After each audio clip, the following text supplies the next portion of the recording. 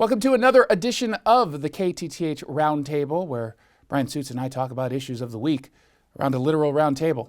So today is the day everyone's turning to New Hampshire. And I say that regardless of the day that you're actually watching this, because everyone's focused on New Hampshire.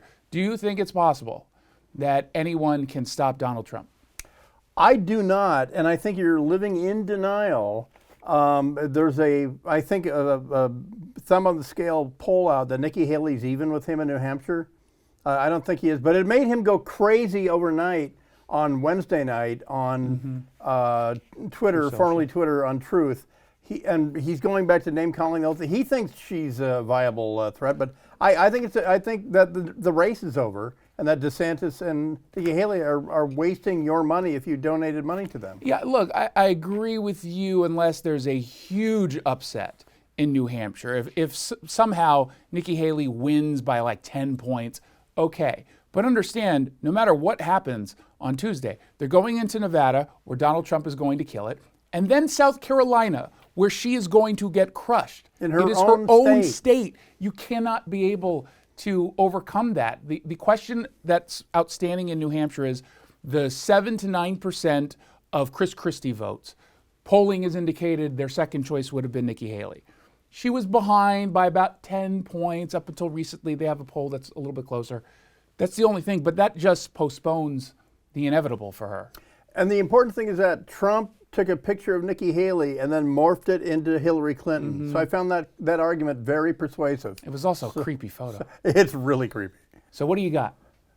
I kicked a concrete step and now I can't walk normally because your big toe, as it turns out, is pretty crucial. Mm-hmm. Because everything turned to ice overnight. South of the Tacoma Dome, everything that was snow turned into ice and then it refroze and it was messed up. So I'm guessing I'm not the only dad who wrenched his knee this morning. So a total dad move. Can we point out that during the historic cold snap for Washington, people in Iowa were laughing at us, but here every utility company basically said, turn down your thermostat when you need it the most because our electricity grid couldn't handle it. But please tell me again, Democrats, why we're going to ban natural gas, why we're going to install EVs everywhere, these charging stations, when we don't have the electric grid to handle it.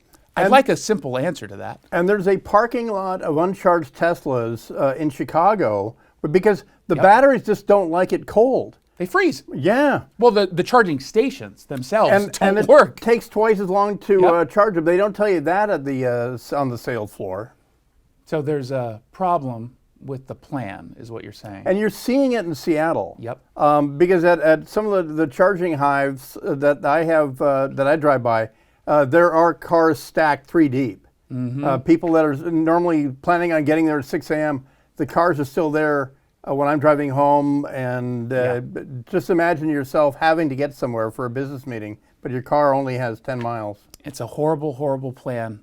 And we'll have more critiques next week on the KTTH Roundtable.